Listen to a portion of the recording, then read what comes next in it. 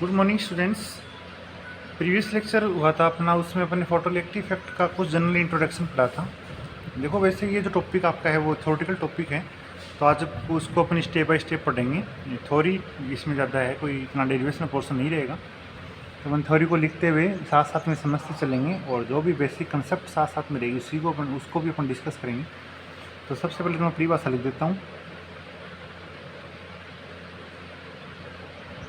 देखो परिभाषा थी वो थी अपने पास में कि जब किसी धातु पृष्ठ पर एक विशिष्ट आवृत्ति से अधिक आवृत्ति का प्रकाश डाला जाता है तो धातु पृष्ठ से क्या होता है, इलेक्ट्रॉनों का उत्सर्जन होता है और ये घटना क्या कहलाती है, प्रकाश विद्युत प्रवाह कहलाती है। तो ये लिखते हैं अपन, जब किसी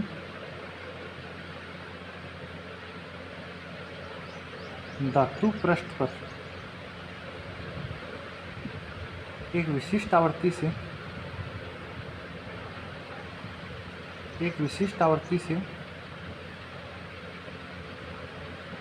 अधिक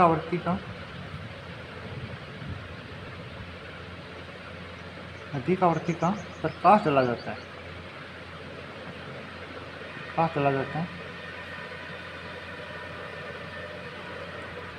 तब धातु पृष्ठ से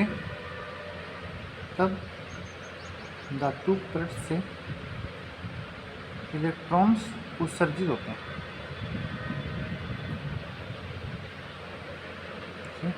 इलेक्ट्रॉन उत्सर्जित होते हैं। यह घटना प्रकाश विद्युत प्रवाह कहलाती है। ठीक है, तो क्वांटम मैकेनिक्स के हिसाब से अपन यहाँ पर देखें तो अपनी कोई मिनिमम फ्रीक्वेंसी है वो यहाँ पर रखनी रहेगी। उस फ्रीक्वेंसी से अधिक फ्रीक्वेंसी अपन रखेंगे तो आपके पास में क्या होगा, धातु पृष्ठ से इलेक्ट्रॉनों को उत्सर्जन कर पाएंगे। देखो इंटेंसिटी का जो रोल रहेगा वो उस मिनिमम फ्रीक्वेंसी से अधिक फ्रीक्वेंसी रखने के बाद ही इंटेंसिटी का रोल है। सिर्फ आप तीव्रता को बढ़ाकर क्या नहीं कर सकते, यहाँ से फोटो इलेक्ट्रॉन्स का उत्सर्जन नहीं कर सकते। तो इसमें जो इलेक्ट्रॉन इमिट होंगे उनको अपन बोलते हैं फोटो इलेक्ट्रॉन, और इलेक्ट्रॉन के कारण जो धारा बहेगी उसको अपन बोलते हैं प्रकाश विद्युत धारा। ठीक है, इसमें लिखेंगे अपन, इस प्रकार उत्सर्जित इलेक्ट्रॉन्स को फोटो इलेक्ट्रॉन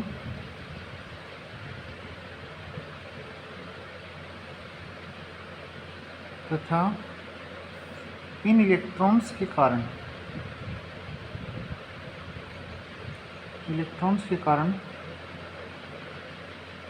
प्रवाहित धारा को प्रकाश विद्युत धारा कहते हैं।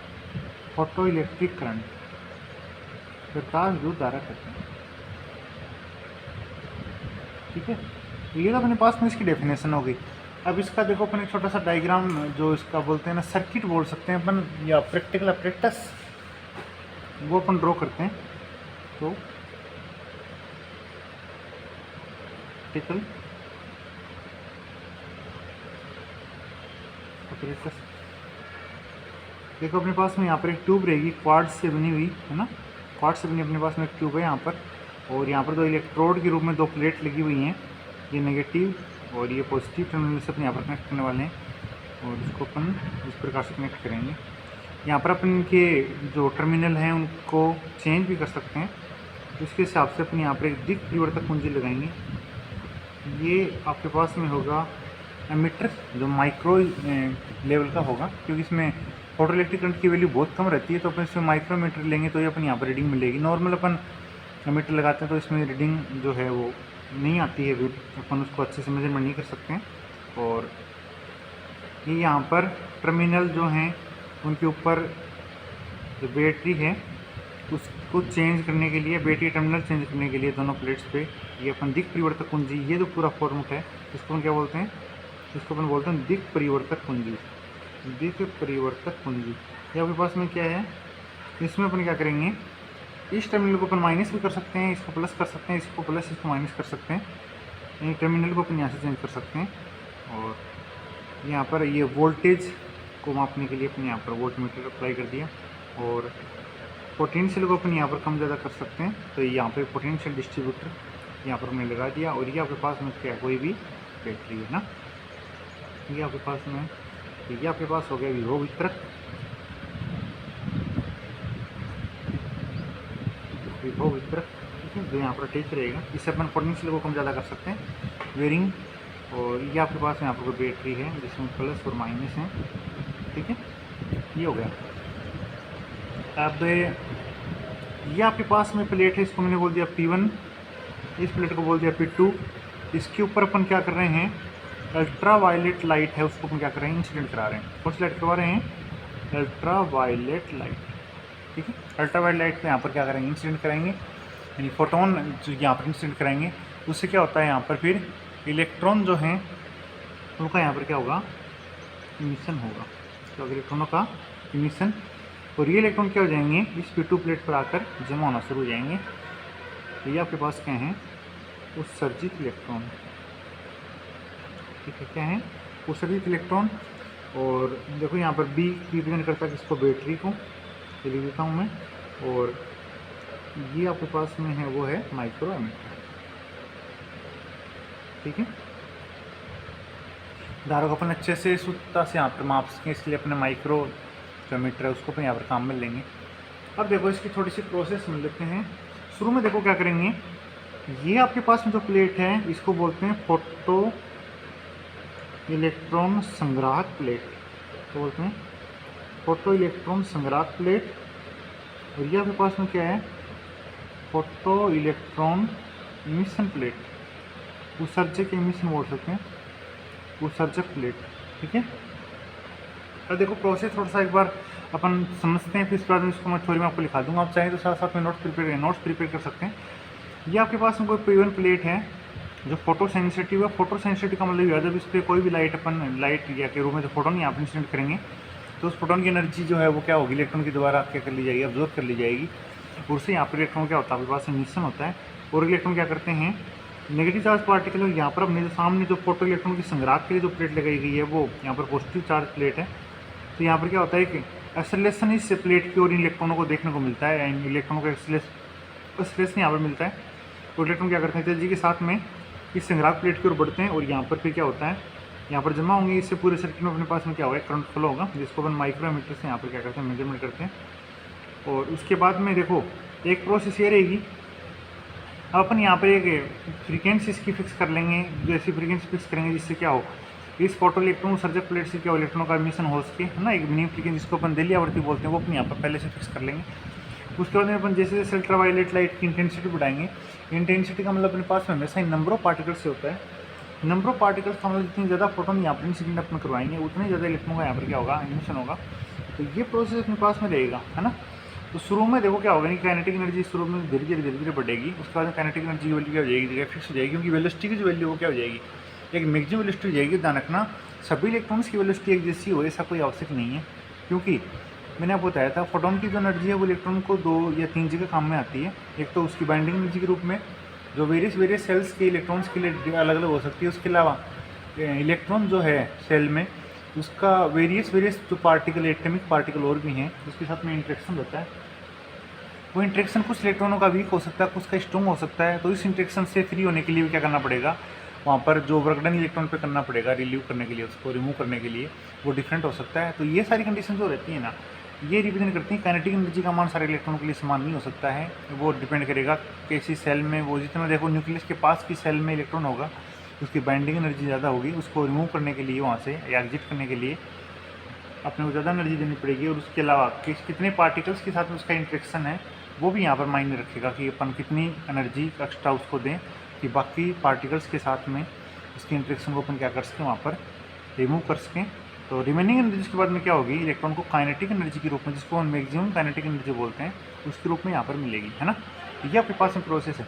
अब देखो ये शुरू में हमने क्या किया, P1 प्लेट को नेगेटिव किया, P2 प्लेट को पॉजिटिव किया। तो इलेक्ट्रॉन क्या करते हैं, यहाँ पर P2 प्लेट पे पहुँचना शुरू करते हैं। और लास्ट में क्या होता है, उनकी जो वेलोसिटी है वो लगभग फिक्स या काइनेटिक एनर्जी लगभग कॉन्स्टेंट हो जाती है, उस काइनेटिक एनर्जी से यहाँ पर आएंगे, है ना।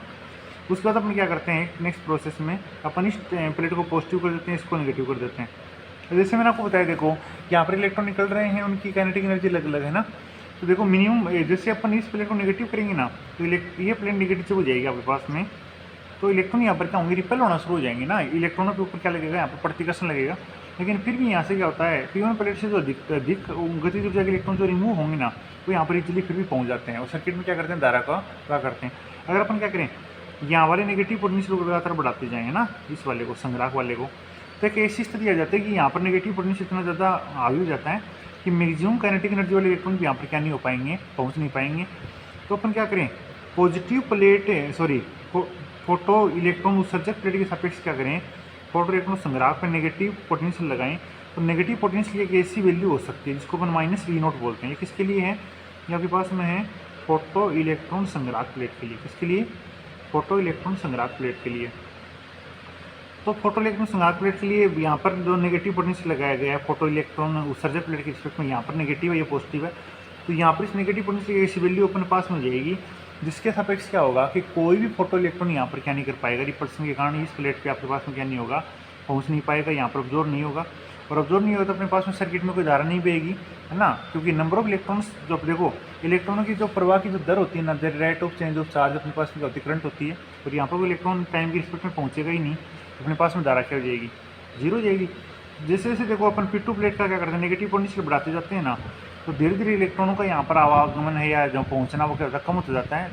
कंडीशन क्या होगी, ज़्यादा काइनेटिक एनर्जी वाले इलेक्ट्रॉन पहुँचते रहेंगे और ऐसे पोटेंशियल आ जाएगा नेगेटिव पोटेंशियल, जिसको अपन क्या बोल रहे हैं -V0, इसको अपन बोलते हैं स्टॉपिंग पोटेंशियल। क्या बोलते हैं, स्टॉप जो कर देता है ना यहाँ पर पहुँचना, स्टॉपिंग पोटेंशियल हिंदी में अपन बोल रहे हैं, तो इसको बोलते हैं निरोधी भोग। अगर अपन इसकी परिभाषा बोल रहे हैं तो परिभाषा अपन बोल सकते हैं कि प्रकाश विद्युत प्रभाव के प्रैक्टिकल अपरेटस में फोटो इलेक्ट्रॉन संग्राहक प्लेट पर फोटो इलेक्ट्रॉन उत्सर्जक प्लेट के सापेक्ष लगाया गया वह ऋणात्मक विभव, जिससे अधिकतम गति ऊर्जा इलेक्ट्रॉनों का पहुंचना भी क्या हो जाए, वहाँ पर असंभव हो जाए, और उसके फलस्वरूप क्या हो जाए, आपके पास में प्रकाश विद्युत धारा का मान आपके पास में क्या हो जाए, जीरो हो जाए। उस नेगेटिव पोटेंशियल को अपन क्या बोलते हैं, स्टॉपिंग पोटेंशियल बोलते हैं, और हिंदी में अपन बोलेंगे निरोधी भोग। स्टॉपिंग पोटेंशियल जो है वो फ्रीक्वेंसी पे डिपेंड करता, ना कि इंटेंसिटी पे डिपेंड करेगा। वो अपन आगे जब इसके रिजल्ट आएंगे तब अपन इसमें देखेंगे कि आपके पास में जो स्टॉपिंग पोटेंशियल है वो किसका फंक्शन होगा, फ्रीक्वेंसी का फंक्शन होगा। क्योंकि एक तो जो भी मैटर पार्टिकल अपन जहाँ पर जो भी जैसे फोटो इलेक्ट्रॉन उत्सर्जक प्लेट ले रहे हैं, तो जिस मैटर के लेंगे ना, हर एक मैटर के लिए क्या होगा, उसकी देली आवृत्ति अलग अलग होगी। तो अपने को जो वहाँ पर लाइट सोर्स जो भी है, यानी फोटोन जो इंस्टॉल करने पड़ेंगे, उनकी नेचर भी यहाँ पर डिफरेंट हो सकती है, क्योंकि मिनिमम एक फ्रीक्वेंसी यहाँ पर होगी। जिस फ्रीक्वेंसी से अधिक फ्रीक्वेंसी के फोटोन यहाँ पर इंसिडेंट होंगे तो ये अपन क्या कर पाएंगे, यहाँ से इलेक्ट्रॉनों का उत्सर्जन कर पाएंगे। तो धातु पृष्ठ की प्रकृति बदलने पर क्या होता है, आपके पास में निरोधी वो का मान भी बदलता है। क्यों बदलता है, क्योंकि निरोधी वो फ्रीक्वेंसी पर डिपेंड करता है, और एनर्जी जो होती है वो भी क्या करती है, फ्रीक्वेंसी पर डिपेंड करती है। तो अलग अलग धातु पृष्ठों के लिए क्या होगा, कार्यफलन का मान अलग अलग होगा, और कार्यफलन का मान अलग अलग होना और दिल्ली आवृत्ति का मान अलग अलग होना, ये डिपेंड करता है कि अपने पास में जो अपन फोटोनों को जो फोटोनों का जो आपन करवा रहे हैं वो फोटोनों की नेचर भी क्या होनी चाहिए, अलग अलग यहाँ पर होनी चाहिए। लेकिन इंटेंसिटी का सीधा सीधा मतलब नंबर ऑफ पार्टिकल से होता है। ज़्यादा फोटोनों का हम अपन क्या करा रहे हैं, इंसिडेंट करवा रहे हैं, ज़्यादा इलेक्ट्रॉन वहाँ पर एग्जिट हो जाएंगे। कम फोटोनों का इंसिडेंट करवा रहे हैं, कम इलेक्ट्रॉन वहाँ पर उत्सर्जित हो जाएंगे। लेकिन ये सारी प्रोसेस यानी intensity as a second factor काम करता है। प्रीवियस जो मेन फैक्टर है ना वो आपके पास में फ्रीक्वेंसी, अगर आप एक उचित फ्रीक्वेंसी नहीं रखते हैं तो इंटेंसिटी का कोई मतलब नहीं है। एक न्यू फ्रीक्वेंसी अधिक फ्रीक्वेंसी आप रखते हैं, उसके बाद में आप इंटेंसिटी बढ़ाएंगे तो नंबर ऑफ फोटॉन्स वहाँ पर बढ़ेंगे। तो उससे अपन बोल सकते हैं नंबर ऑफ इलेक्ट्रॉन जो इमिट हो रहे हैं ना उनकी संख्या आपके पास में बढ़ेगी, और फलस्वरूप आपके पास में क्या होगा, फोटो इलेक्ट्रिक करंट जो है वो क्या हो जाएगा, बढ़ जाएगा। यानी फोटो इलेक्ट्रिक करंट के बढ़ने के लिए एक इंपॉर्टेंट फैक्टर आपके पास में क्या है, इंटेंसिटी ऑफ लाइट का बढ़ना है। जितनी ज़्यादा इंटेंसिटी होगी, लेकिन ये कब लागू है, जब आपके पास में फ्रीक्वेंसी क्या हो, थ्रेशोल्ड फ्रीक्वेंसी से ज़्यादा हो, यानी आवृत्ति जो है वो क्या होनी चाहिए, दिल्ली आवृत्ति से अधिक होनी चाहिए। उस कंडीशन में अपन क्या कर सकते हैं, फोटो इलेक्ट्रिक इफेक्ट को संपन्न करा सकते हैं। उसके बाद में इंटेंसिटी बढ़ने पर क्या होता है, नंबर ऑफ इलेक्ट्रॉन्स का जो मिशन होता है उसकी संख्या बढ़ती है, ओवरऑल अपन बोल सकते हैं फोटो इलेक्ट्रिक करंट का मान क्या होगा, वहाँ पर बढ़ेगा। लेकिन यहाँ पर जो स्टॉपिंग पोटेंशियल है इसके लिए जो इंपॉर्टेंट रोल रहने वाला आपके पास में किसका रहने वाला है, फ्रीक्वेंसी का रहने वाला है। तो इस बात का अपने खास ध्यान रखना है। अपन इसको अपन आगे थोड़ी सी कार्यविधि और वो आपके लिए मैं लिख देता हूँ, आप अगर नोट्स वगैरह बना रहे हैं तो साथ साथ में।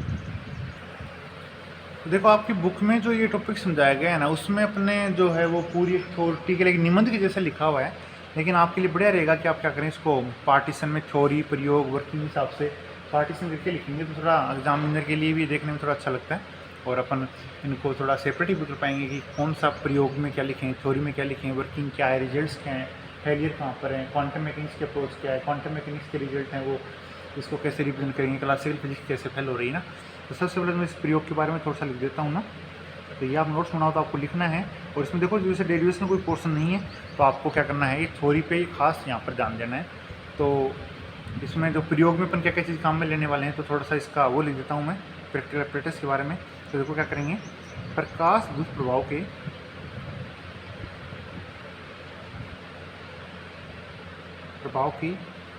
प्रायोगिक व्यवस्था में एक निर्वातित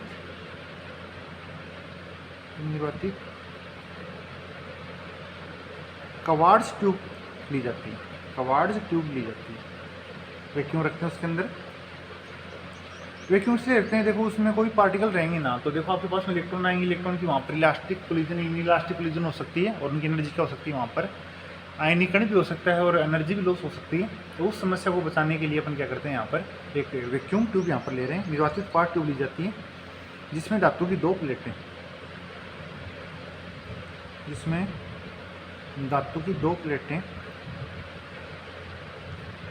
P1 व P2 होती हैं। एक प्लेट P1 फोटो इलेक्ट्रॉन्स की उत्सर्जक,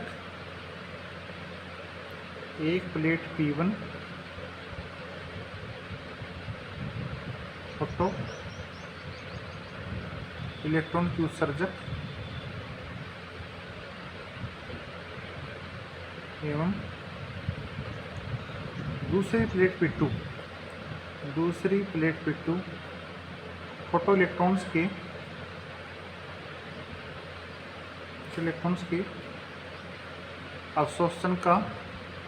अवशोषण बोल सकते हैं या संग्रहण बोल सकते हैं, संग्रहण का कार्य करती है।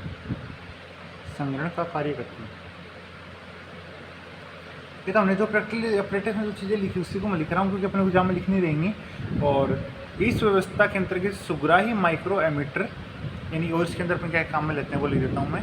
इस व्यवस्था के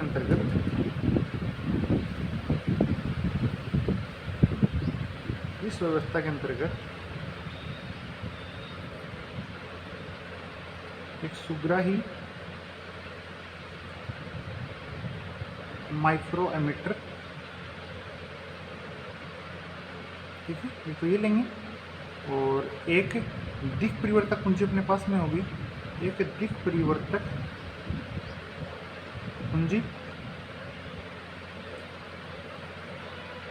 तथा एक विभव वितरक की सहायता से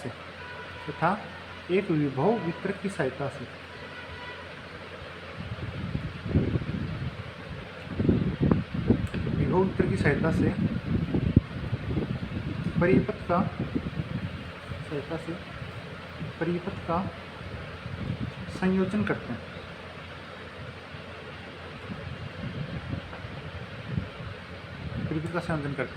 तो ये अपने पास में रहता है। देखो अब देखो, ये तो आपके पास में प्रयोग में अपन ने क्या लिखा। अब अपन देखो थोड़ी सी बात करें थ्योरी की। तो थ्योरी में क्या होगा, देखो फोटोसर्जक प्लेट P1 पे जब ज्ञात तीव्रता का और आवृत्ति का प्रकाश आपतित किया जाता है ना, तो प्रकाश विद्युत प्रभाव के कारण क्या होगा, फोटो इलेक्ट्रॉन जो है फोटोसर्जक प्लेट है उससे एक विशिष्ट आवृत्ति से अधिक आवृत्ति पर क्या होगा, फोटो इलेक्ट्रॉन का उत्सर्जन होने लगेगा। और ये फोटो इलेक्ट्रॉन क्या होंगे, संग्राहक प्लेट P2 पर पहुँच कर क्या करते हैं, प्रकाश विद्युत धारा का प्रवाह करते हैं।